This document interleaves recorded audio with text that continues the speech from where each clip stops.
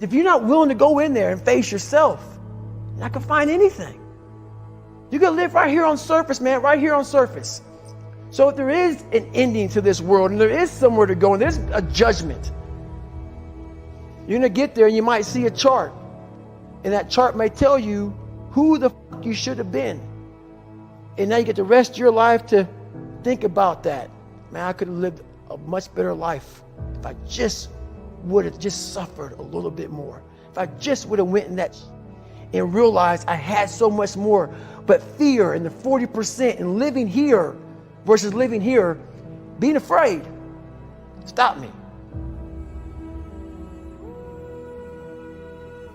Your biggest enemy, the most important conversation you will ever have in your life is the one you have with yourself.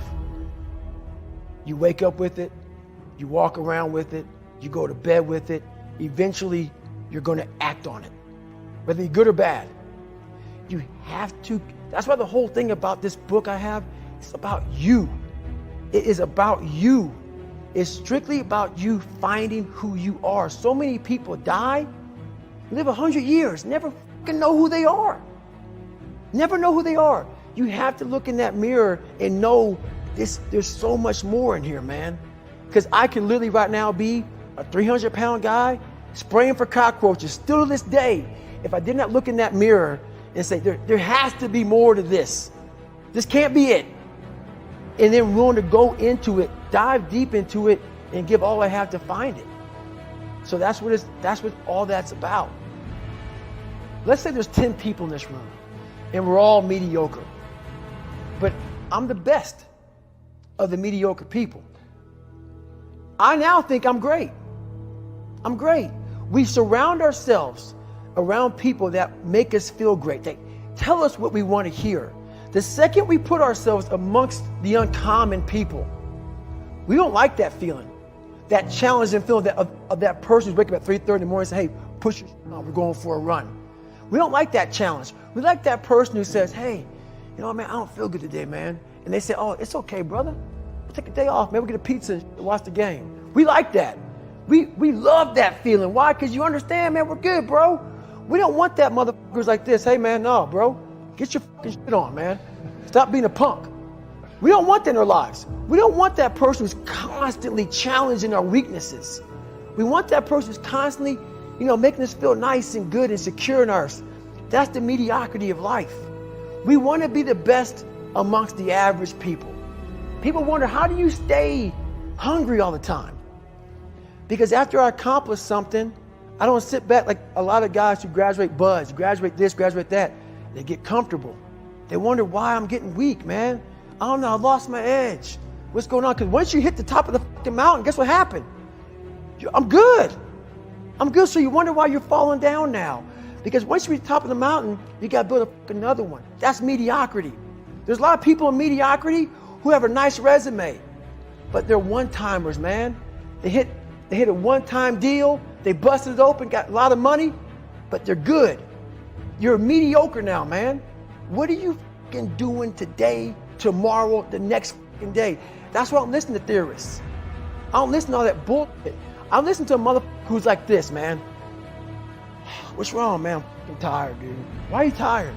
Because tomorrow, I gotta do the fucking shit again, man. Whatever the shit is that made me fucking nauseous and sick to my stomach, it made me hurt. There's no ending. And that's the person I listen to. That's the person who's gained knowledge. You gain knowledge through suffering. And on the other end of suffering is a world that very few have ever seen. It's a beautiful world because that's where you find yourself. You don't find yourself in over here. You find yourself on the other end. Like the 100-mile race I was on, I ran it for 24 hours. I found myself on the other end of that race. That 19 hours, I found, wow, there's a whole nother world out here that I've never even saw. But the world's in your mind. And that's what all that mediocrity is about. The mind has the tactical advantage over you at all times. At all times of your life, the mind has a tactical advantage over you. Why is that? It knows what you're afraid of. It knows your insecurities. It knows your deep, dark lies. And it starts to push you away from that. It pushes you in a direction that is comfortable. The mind controls everything.